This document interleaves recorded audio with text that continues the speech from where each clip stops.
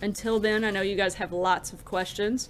And although I really enjoy answering them every single day, especially your more serious policy-focused questions that we tend to ask in here, I thought it would be nice, since we're at the White House and we have the option of calling in the Marines, that today we might call in one of our favorites, General Kelly.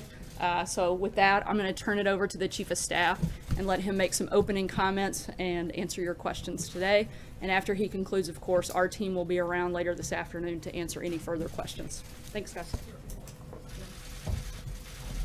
Well, good afternoon. Great to be here. A couple of comments, I guess, and then open it up for Q&A. I would have to tell you that coming into the job as the Chief of Staff, I had decided to not do too much with the press until I got my feet on the ground and figured out what base I was on any given day.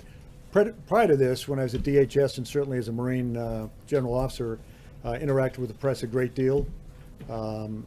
But coming into this job, I really needed to get to know the lay of the land. I have done, I think, 3 off the records. The first one of which was, of course, violated. But thank you for all of you that didn't violate the trust from those off the record periods. I would just offer to you that although I read it all the time, pretty consistently, I'm not quitting today. I don't believe, and I just talked to the president, I don't think I'm being fired today. And I am not so frustrated in this job that I'm thinking of leaving. I would tell you, this is the hardest job I've ever had. This is, in my view, the most important job I ever had. I would offer, though, it is not the best job I ever had. Best job I ever had, as I've said many times, is when I was an enlisted Marine sergeant infantryman. That was the best job I ever had. So unless things change, I'm not quitting, I'm not getting fired, and I don't think I'll fire anyone tomorrow. So with that, John. General Kelly, if I could, you said you're not so frustrated that you're thinking of leaving, but are you frustrated? No, I'm not frustrated. This is really, really hard work, running the United States of America. I don't run it, but I'm working for someone who is dedicated to serving the country in the way that he's talked about for a number of years. There are incredible challenges, economic challenges, healthcare challenges, all of that, obviously international challenges that have to be dealt with. I don't mean any criticism to Mr. Trump's predecessors, but there was an awful lot of things that were, in my view, kicked down the road that have come home to roost pretty much right now that have to be dealt with. This is hard work, John. And my only frustration, with all due respect to everyone in the room, is when I come to work in the morning and read about things I allegedly said or things that Mr. Trump allegedly said or people who were going to be fired or whatever, and it's just not true. That's my frustration. I mean no disrespect to y'all. I don't know all the names, so you. Appreciate that, and thank you for coming out here today. We hope to see you more often. Let's go to one of the hard things that is facing you right now, the situation in Puerto Rico. And since you're here to speak for the president, let's talk about his tweet this morning. Does President Trump believe that the people of Puerto Rico are American citizens Yes. who deserve the same access to federal aid as the people who live in Texas and Florida? Yes. What is his tweet about then? The tweet. The tweet where he says that we can't be in Puerto Rico forever. I think he said the U.S. military and FEMA can't be there forever, right? He did, yes. Okay. First responders, First FEMA responders. and The military. minute you go anywhere as a first responder, and this would apply certainly to the military, you are trying very hard, working very hard to work yourself out of a job. There will be a period in which we hope sooner rather than later to where the U.S. military and FEMA, generally speaking, can withdraw, because then the government and the people of Puerto Rico are recovering sufficiently to start the process of rebuilding. I just got off the phone. I've talked to him many times with the governor of Puerto Rico. Great relationship. President deals with him periodically. We saw him when we were down there last week. So, this country, our country, will stand with those American citizens in Puerto Rico until the job is done. But the tweet about FEMA and DOD, read military, is exactly accurate. They're not going to be there forever. And the whole point is to start to work yourself out of a job and then transition to the rebuilding process. Yes, sir.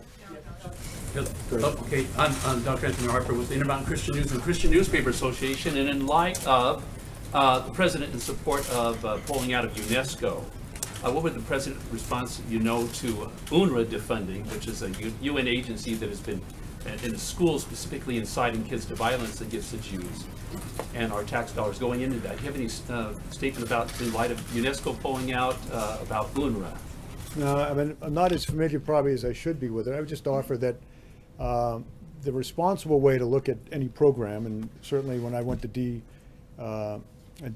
and I did this in Iraq and other places I've been, when we're expending U.S. taxpayer money, we should look at every program and decide whether it is being successful. If it's not being successful, then change it so it can be successful, or sometimes you just say it's not going to work. Go ahead. Follow-up to that would be, the Prime Minister just came out today, there was a release, the government press office in Israel. Prime Minister welcomed the withdrawal from UNESCO, and I had met with the Prime Minister of Israel in May about the UNRWA issue. He's very concerned. He made a statement in Jerusalem Post not too long ago in denouncing UNRWA, so I thought it would be... I'd have to get more familiar, sorry. General Kelly, Margaret Brennan, yes, thank you very much for coming out and doing this. You focused a lot on process and establishing processes here at the White House. I'm wondering if you can explain... Is this the iron hand that I brought to the staff? No, but did you? Is that how you see it? You don't see that you have an iron hand? Just put some organization to it. Well, can you Put explain... a smile on my face. Although you guys with the cameras always catch me when I'm thinking hard, and it looks like I'm frustrated and mad. Yeah, what is your frustrated face? But back to the question. Can you explain what the process was with this Pakistan raid, what the president's involvement was, how you sort of... Pakistan raid? The Pakistan raid to release these Americans who... Caitlin Coleman and her family. Oh, no, the level... Okay, good, yeah. The level of the president's involvement and awareness and... No, I think we have, roughly 20. In fact, with 4 of them, the 3 children, of course, being U.S. citizens and the mother, we've now reduced, and I'm not making a joke here, but we've now reduced the number of hostages by almost a third. But that's not to take away from all of unfortunate people that are still being held hostage. I'll use the term partners in Pakistan. We've been watching for the family. What can I say? I'm not making up a lie here. I'm just staying within the classification.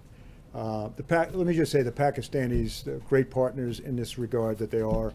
And I think there's been a change. Hopefully there'll be a change in the cooperative relationship between the United States and in Pakistan. But the good news is the Pakistani officials got custody of the American citizens, 4 American citizens, 3 children, 1 adult female, and then of course the husband is a Canadian citizen. Took them into custody, held them held them. We had arrangements to transport them back to the United States or to Canada, any way they wanted to go. Medical treatment along the way. A lot of this, of course, would be psychological treatment. They've been essentially living in a hole for 5 years. I mean, that's the kind of people we're dealing with over there. Luckily, and thank God that the Pakistani officials have took them into custody, so to speak, from the forces of evil in that part of the world. And they're being cared for now as we speak. Can you speak though about the president's role in that? As a flag rank officer, gentleman with knowledge of world affairs, certainly you know the quote from Prime Minister Macmillan, events, events, events. What are the events that keep you, let's say, concerned, awake at night, in terms of global affairs? Well, I mean, they're the big ones, and actually we get a nuclear threat from North Korea, a possible nuclear threat in time by the Iranians. Probably the biggest threat, the biggest concern, and it's not an immediate concern, if this continues in North Korea, if eventually other countries, I'll let it go at that, become nuclear powers. Obviously, we already have some out there. There's a real there'll be a real impetus for a lot of countries to develop or buy nuclear weapons. You know, I would tell you this, in spite of what someone reported the other day about President, and I don't think he'd mind my sharing this, what he's said to me many, many times, and to the group oftentimes. I hear him most say about nuclear weapons that wouldn't be great if we could get rid of them all, as opposed to we need 10 times more. So even more than when he references the maintenance of nuclear weapons modernization, that doesn't mean increase in numbers. I hear him say more, talk more about, wouldn't it be great? How could we get rid of nuclear weapons? So not a lot keeps me up at night. I mean, the good news is out there we have a great State Department doing the diplomacy thing night and day. As Jim Mattis and I have many, many times said when we're in uniform, if we don't fund the State Department properly, buy us more bullets. So out there in the world, you got the State Department doing what it does every day, and all the rest of the great Americans that are working those kind of issues. And you got the U.S. military, the greatest military on the planet. We don't like to think in terms of things turning military, but that's always an option. The great thing about our military is it's a real deterrent factor around the world, whether it's nuclear deterrent or conventional deterrent.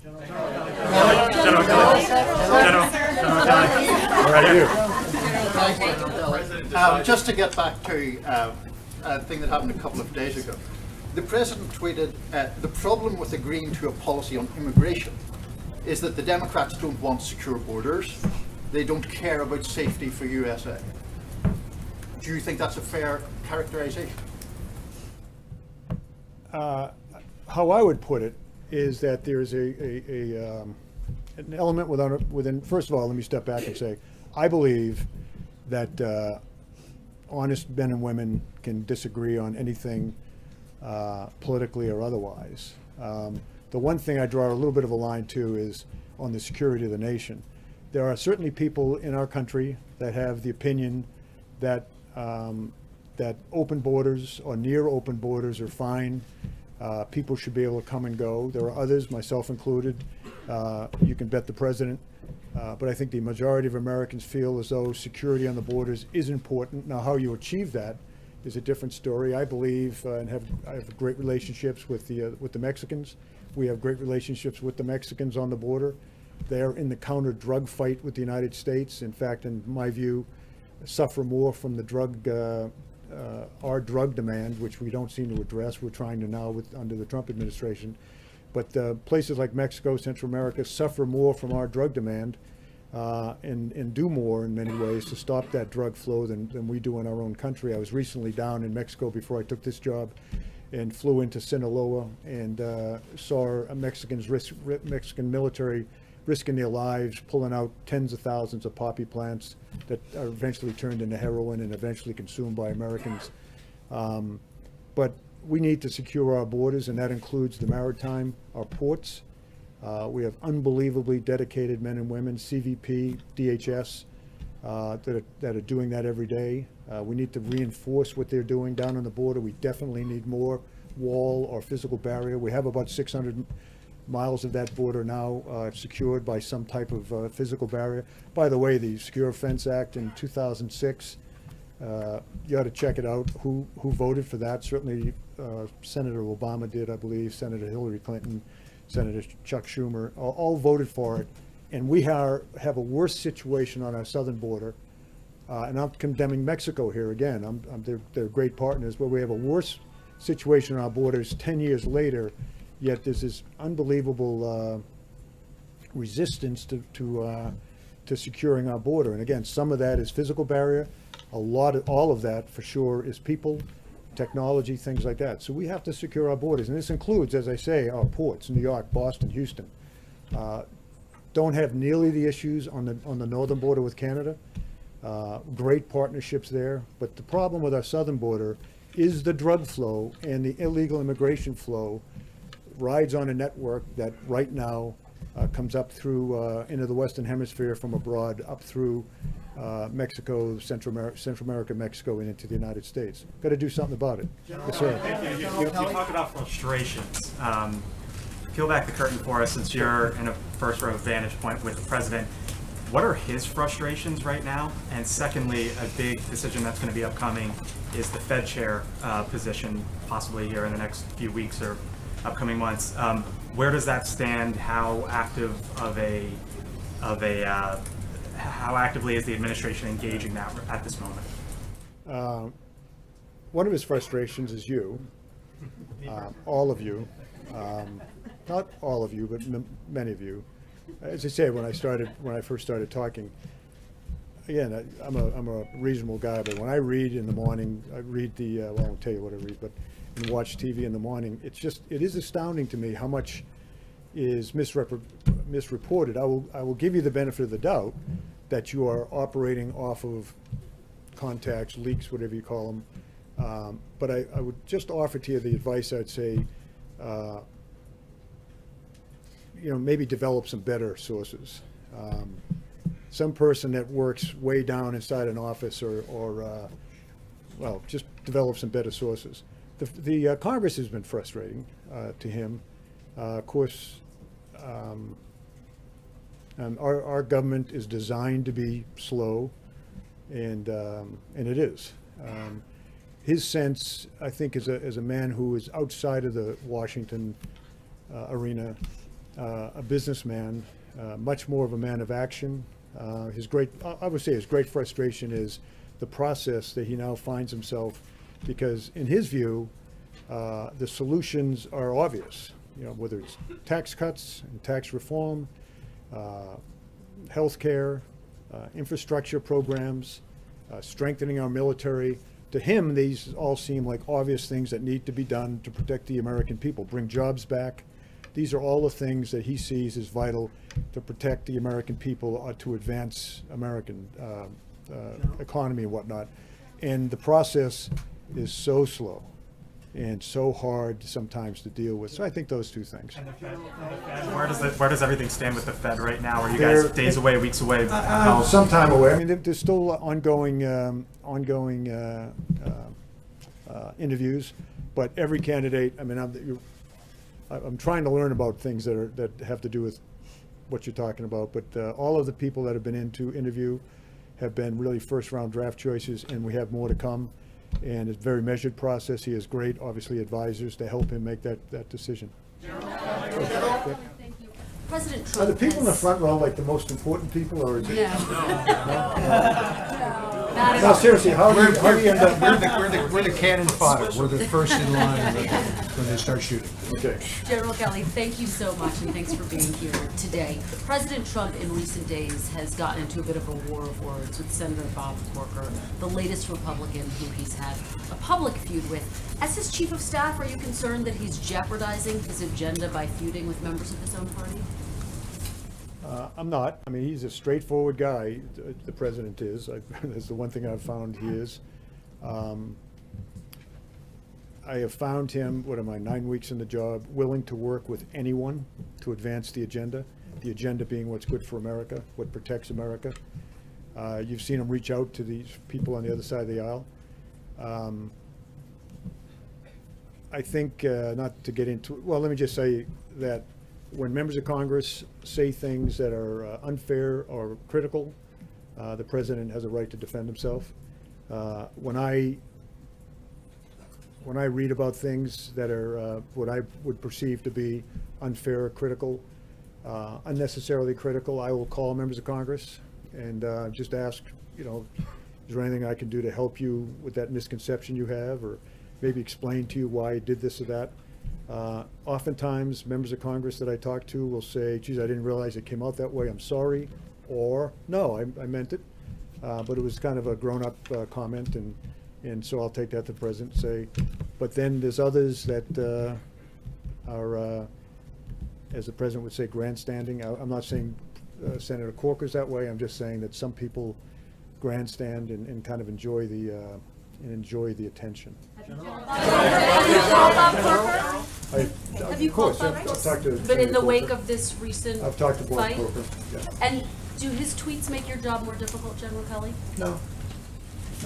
I mean, the job of the chief of staff is to staff the president, give him the best advice, or go get the best advice I can give him, help him consume advice, help him work through the decision-making process in an informed way.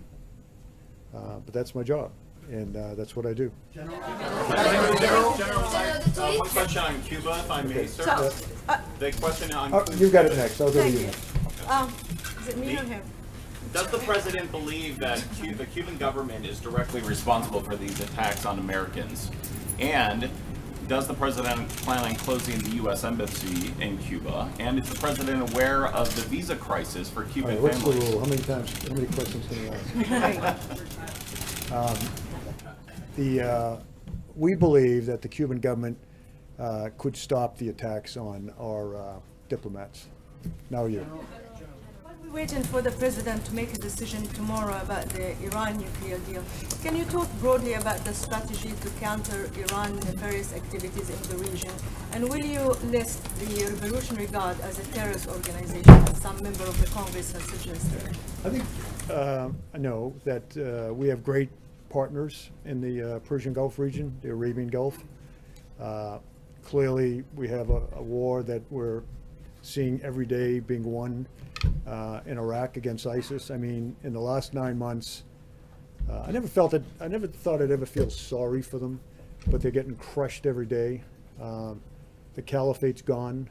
We see them trying to escape from Iraq and get into Europe and places like that, which should cause Europeans much concern. But back on your question about Iran, the partners in the region we're very close with, great relationships with. We're out there. We have footprints on the ground, naval and air forces there, to just demonstrate our resolve, our friendship, and to try to deter anything that any country out there may do. So that's the approach we're taking to Iran right now. Clearly, the president has he's deep in thought, to say the least, about way ahead in Iran. And once again, he's not the only one that thinks that maybe the deal that was struck under the previous administration is a deal that, in the long term, even in the medium and long term, will protect America. Go ahead. Thank you, General. I wanted to ask you about the effort to repeal and replace Obamacare. As we saw just a few moments ago, the president signed an executive order that he says will bring more choices for Americans, will lower premiums for Americans as well. It's October the 12th. He's been in office since January the 20th. Is there any particular reason why he didn't sign this executive order his first week in office?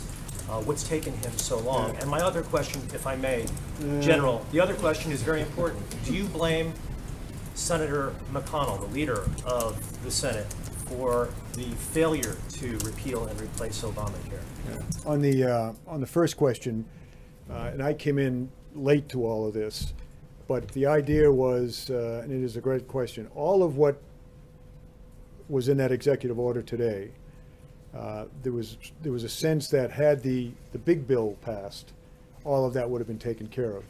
So since the big bill didn't pass, and we probably won't have a health care bill until, say, the spring, this was a way to take care of as many Americans as he could legally with an executive order.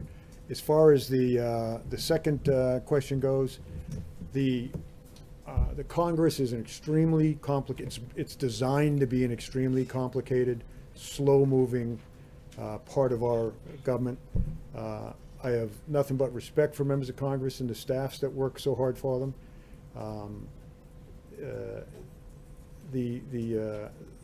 Sometimes it's like talking to Nancy Pelosi once.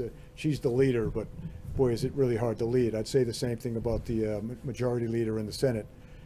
There are 100 or whatever, 100 members of Congress that look to their states, have their own political baggage to deal with, and they're not always reliable on every vote to vote the way that the president or Mitch McConnell wants to vote. So, that's good. One more. He's the lucky one.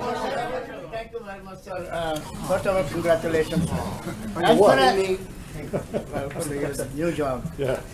So, as far as U.S.-India relations are concerned, recently Many tragedies have taken place here, and Indian American community in India paid a tribute on 9/11 at the Georgetown University in cooperation with the Indian Embassy and also at the Gandhi Center as far as the tragedy in Las Vegas is concerned. My question is that Indian Ambassador Mr. Sarna said that time has come now. US-India should stand together against all these terrorism. And same thing, Prime Minister Modi, when he was here at the White House, he told President Trump that India is with the US anytime, anywhere as far as fighting against terrorism. So where do we stand, sir, today as far as US-India relations are concerned? By the way, as I listened there, that face I had on was my listening intently face. The United States of America will stand with any country against terrorism. We stand with countries we're not so friendly with, and we stand with countries that we're extremely friendly with like India. This cancer of terrorism, as we crush it in the caliphate, as you all know, is moving in other directions, to include the West, into Western Europe. But the northern part of Africa is suffering terribly, and it will grow there.